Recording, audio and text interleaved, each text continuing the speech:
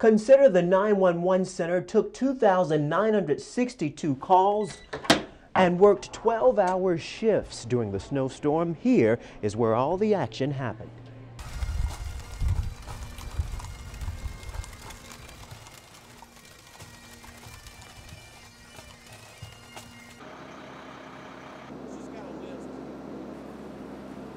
The two people that were killed in this car wreck were brothers in their early 20s, just two young lives taken very early from a family who was out here earlier. Obviously very emotional right now. They are removing that car. Guys, you know, it just breaks your heart to look at that. That is the wreckage of the car that just drove by. You can see what this accident was and how quickly those lives were taken in this accident.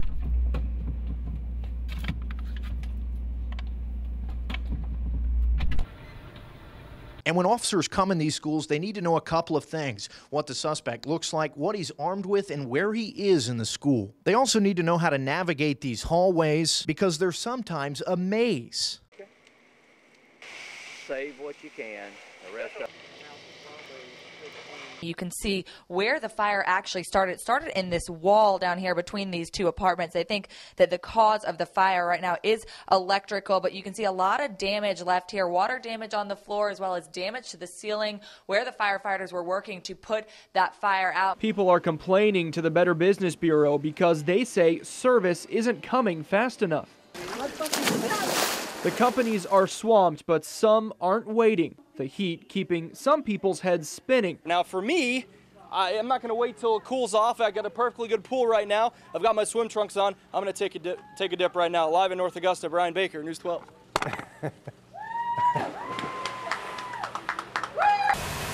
That's right. Search teams are searching underwater as well. And right now you can see they're actually draining one of their neighbors' pools, hoping that they could find any sign of this little 2-year-old boy, Daniel Stoker, excuse me. Jessica, just take a look at this truck. Hard to believe that anyone survived the damage to the cab, a lot of damage to the bed.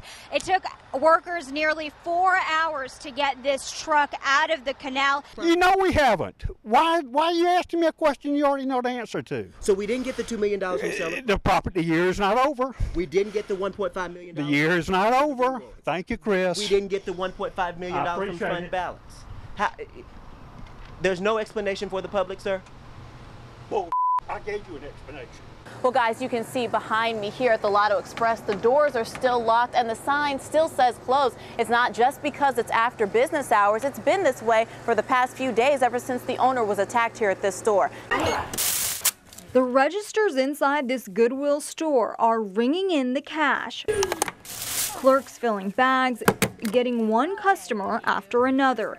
And it's only been 15 minutes since the store opened its doors. We have people that shop more of a necessity, and we have people that are just bargain hunters that love the thrill of the shop. Steals like $3 pants, shirts with new tags still on them.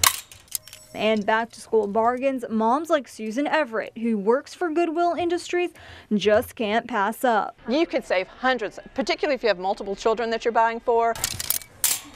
During a recession, the hunt for a good bargain can turn into a necessity. If you don't have a job like me right now, I come here and it's cheaper. Customers like Tracy Borish have helped drive up sales. Our June sales from this store this year to last year was an increase of 28%, which is great. And across the region, Goodwill stores increased their sales numbers by 13%. As their registers rack up the dollars, the cash customers fork over still stays low. Come like 2 or 3 times a week. It is harder for people to use their money, and they're trying to use it wisely. But fancier storefronts and newer stores are attracting new customers who may not have looked at Goodwill in the past. We have shoppers from all levels, from all socioeconomic levels, from all races.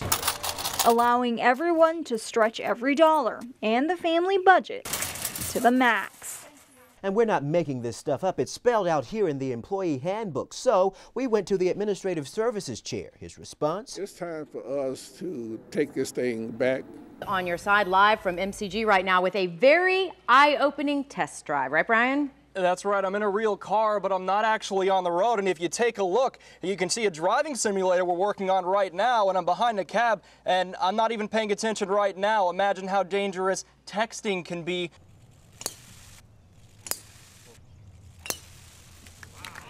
Melissa, the homeowners still can't get back to their homes here on Cooksbridge Road, but I can tell you the wind has really died down the past hour or so out here, and that has really aided firefighters out here. The fire, you can clearly see, is still burning out there. Thick black smoke, but this is nothing compared to what it was earlier today. But I got to introduce you to someone. We have Margaret. She's a hit. She's walking around here.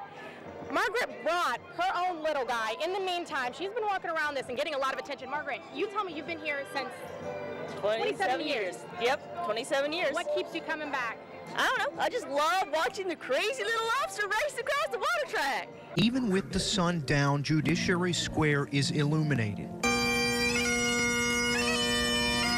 Thousands hold candles in a massive vigil to remember the fallen heroes from all corners of our country who died in the line of duty. Each day I am inspired and deeply humbled by their unwavering commitment to protecting the American people, to ensuring the integrity of our justice system. United States Attorney General Neal Folger gave the keynote address to the family members, friends, and co-workers of the 362 men and women who died serving and protecting. For over 30 years, I've had the great privilege of working alongside members of the Thin Blue Line, a line defined by honor, by heroism, and by valor. And as the masses held their candles, that thin blue line appeared. You have transformed the Thin Blue Line into a vast and unyielding shield of protection. And then it was on to reading the roll call of the fallen. Of course, 2 locals made that list. James David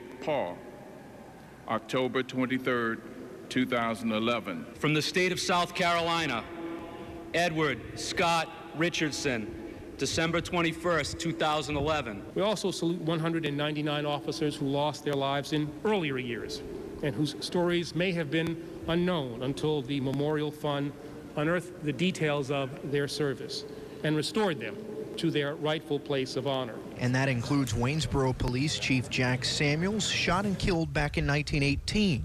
Also Wade Day Allen of the Edgefield County Sheriff's Office, who died in the line of duty back in 1941. All of them were taken from us far too suddenly and far too soon.